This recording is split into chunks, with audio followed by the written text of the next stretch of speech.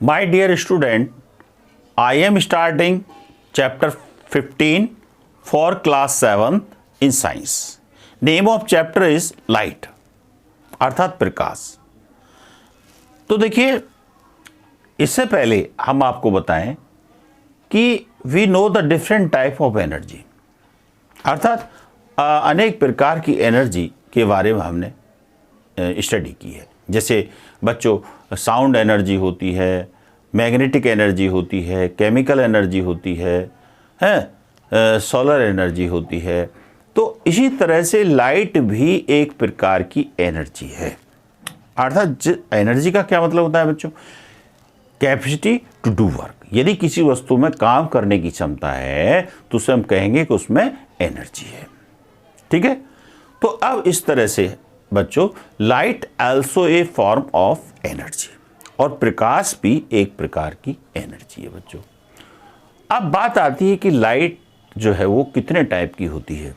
जैसा कि हम पिछले क्लासेस में हमने स्टडी की है कि जो लाइट के जो सोर्स हैं वो दो प्रकार के होते हैं, natural source of the light, और दूसरे होते हैं आर्टिफिशियल और a man made source of the light. तो जो नेचुरल सोर्स ऑफ लाइट होते हैं वो प्रकृति द्वारा दिए गए होते हैं, नेचुरल गिफ्ट होते हैं। जैसे सनलाइट है, सबसे बड़ा स्रोत है, सबसे बड़ा स्रोत है बच्चों। तो अब स्टार भी इस तरह से सबसे बड़े स्रोत होते हैं, और फायरफ्लाई भी सबसे बड़े स्रोत होते हैं बच्चों। सॉरी, इतने बड़े नहीं, बल्कि उनके पीछे तो एक लाइट लगी होती है जिसे जुगनू कहते हैं हिंदी में बच्चों।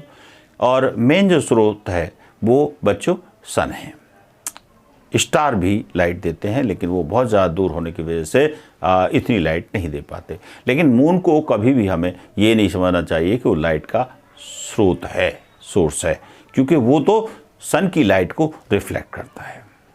अब यदि हम वस्तुओं को क्लासिफाइड करें, यानी ऑब्जेक्ट को क्लासिफाइड करें, तो ऑब्जेक्ट दो प्रकार की होती है बेटा। एक तो ल्यूमिनियस ऑब्जेक्ट और एक non luminous object. Luminous object are those object which emit the light, अर्थात जो प्रकाश देती हैं। जैसे कि आपका सन हो गया, कैंडल हो गई, स्टार हो गए, एक्सेट्रा आर ल्यूमिनियस ऑब्जेक्ट।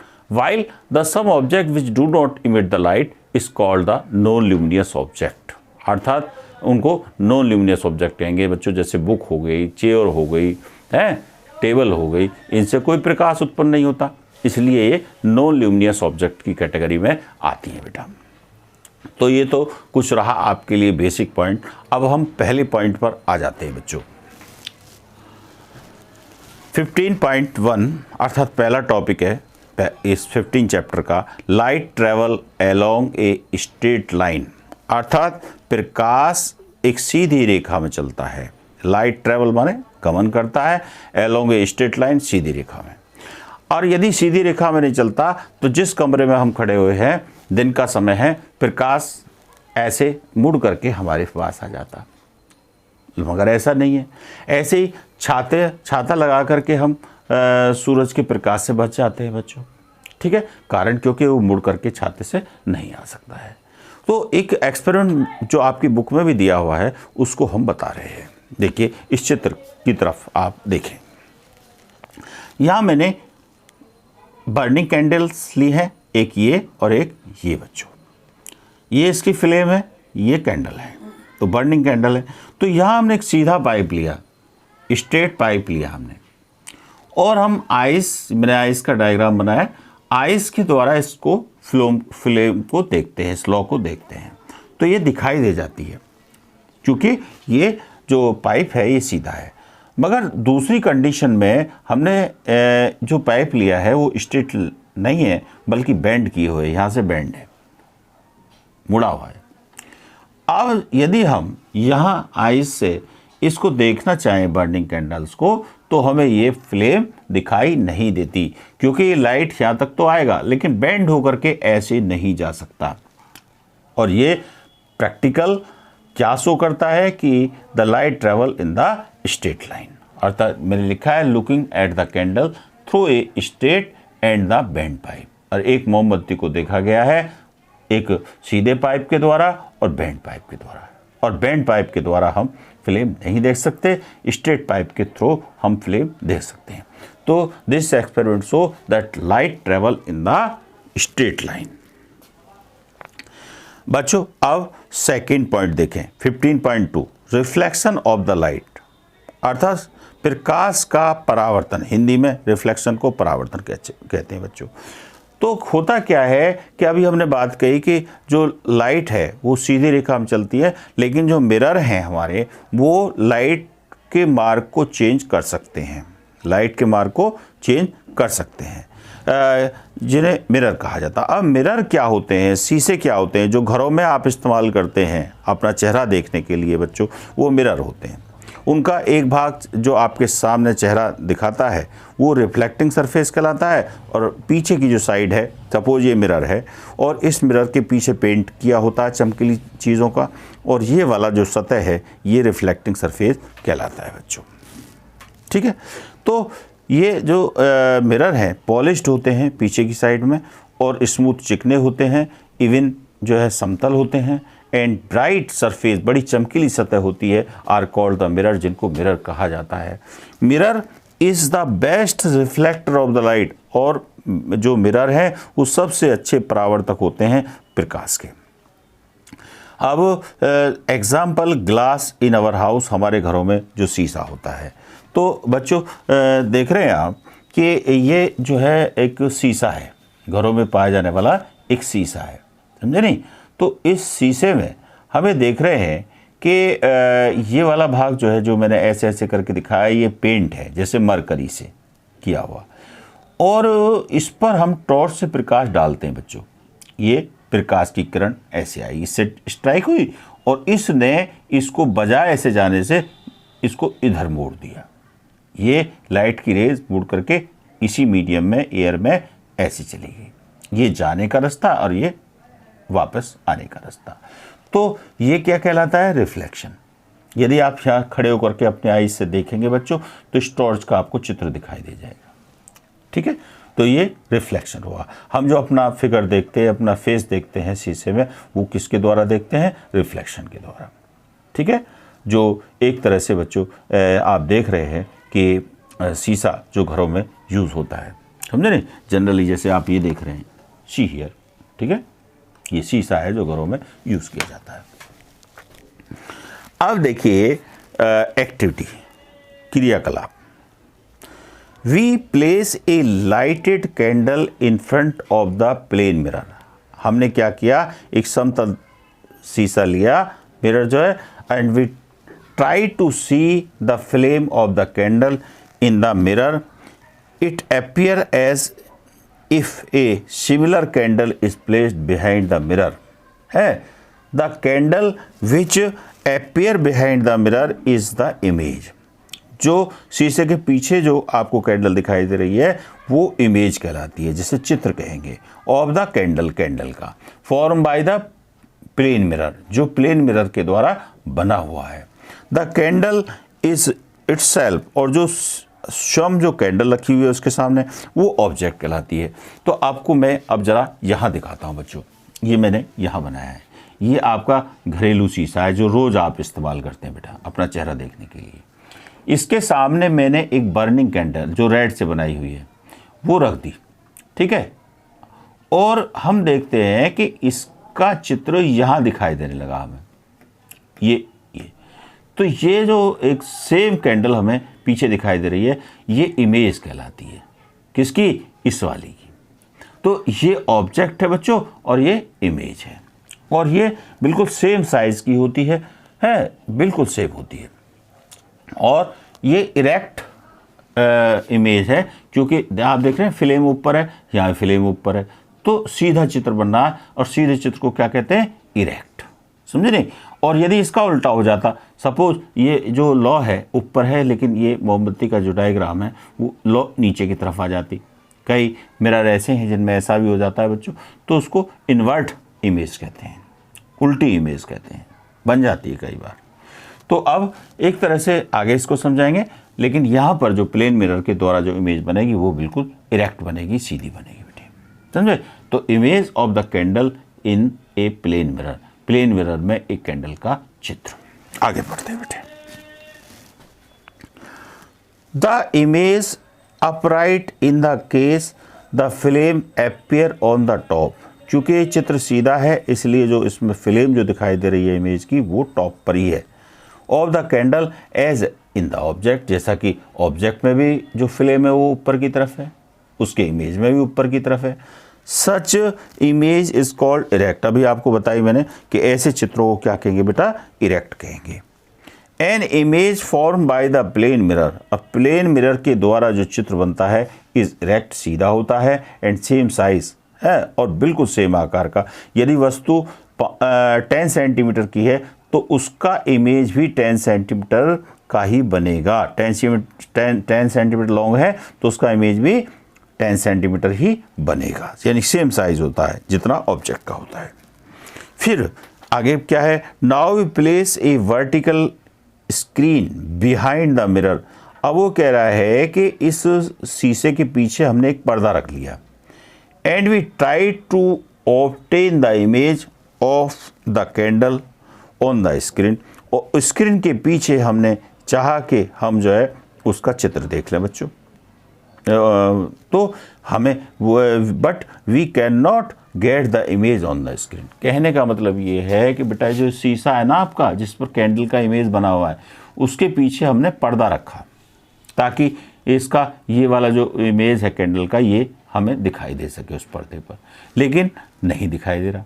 फिर हमने दूसरी कंडीशन क्या करी, जब पीछे नहीं दिखाई दे रहा तो हमने पर्दा आगे रख लिया, ठीक है, लेकिन आगे भी हमको इमेज नहीं दिखाई दे रहा।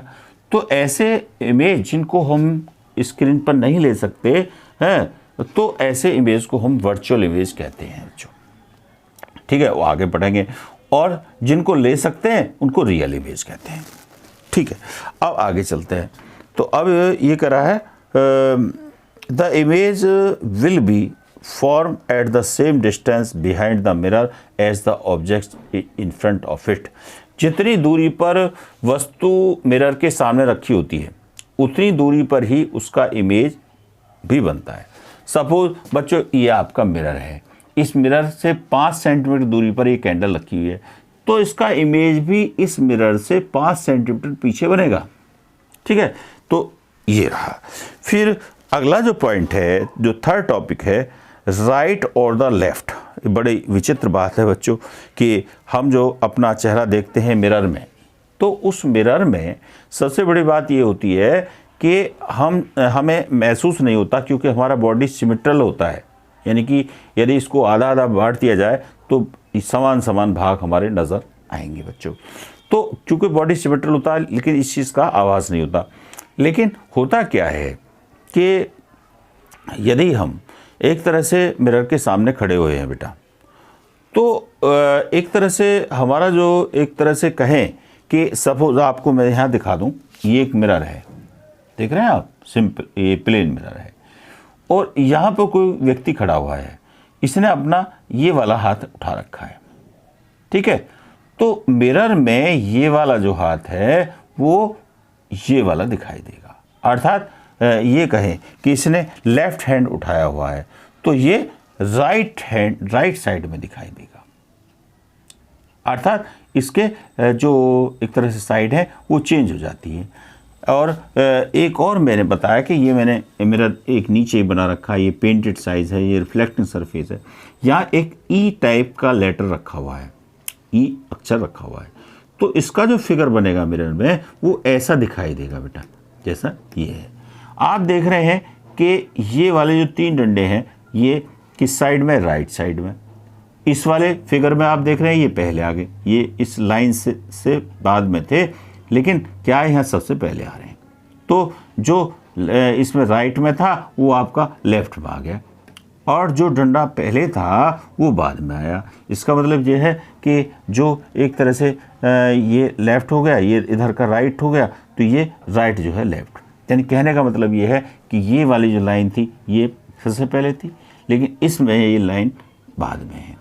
ये वाले 3 जो लाइन है ये पहले बाद में थी, इस लाइन के ये पहले आ रही हैं। तो इसका मतलब ये है कि इसमें साइड चेंज हो जाती है बेटा। तो ये रहा। तो कह रहा है कि we stand in front of the plane mirror and we look our image. अपना चित्र देखें, we raise our left hand, अपना हम दायां हाथ उठाते हैं, hand which appear in the left side. समझे नहीं, कह रहा है कि in front the mirror we look our image, we raise our left hand, we appear is the right side. बेटा ये थोड़ा गलत है,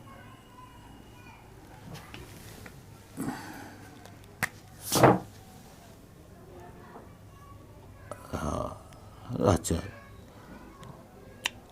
appear in the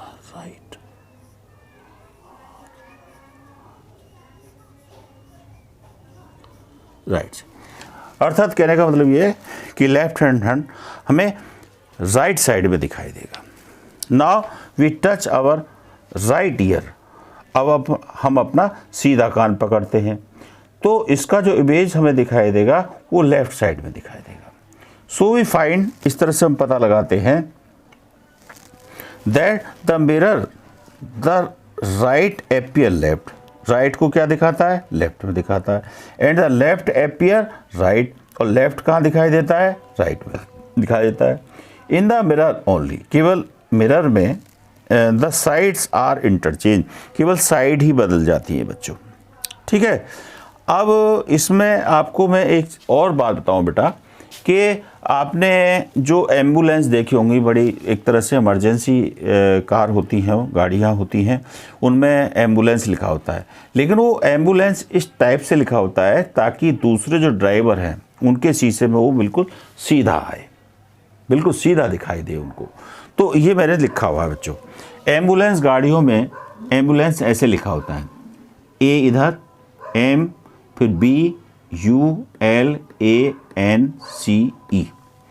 अब दूसरी गाड़ियों में जो इसका इमेज बनेगा वो ऐसे बनेगा, एम्बुलेंस, सीधा बनेगा। तो उन दूसरी गाड़ियों को ये तुरंत ही पता लग जाएगा कि भाई एम्बुलेंस आ रही है।